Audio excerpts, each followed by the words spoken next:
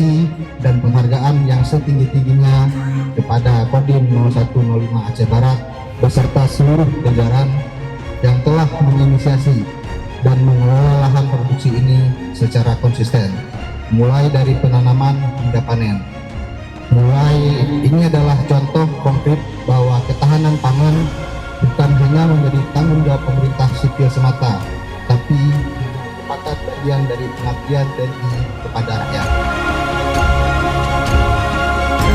Kita melakukan panen, untuk yang kita panen adalah semangka non biji dan juga cabai merah. Program ini juga untuk mendukung swasembada pangan yang telah dicanangkan oleh Bapak Presiden kepada seluruh institusi, baik institusi pemerintahan sipil, kabupaten, Polri, dan juga TNI, untuk sama-sama bahu-membahu mendukung swasembada tersebut. Selain daripada komoditas padi, kemudian jagung, kami berinisiatif sesuai dengan kultur daerah kita yang memungkinkan perkebunan itu tumbuh dan berkembang sangat baik.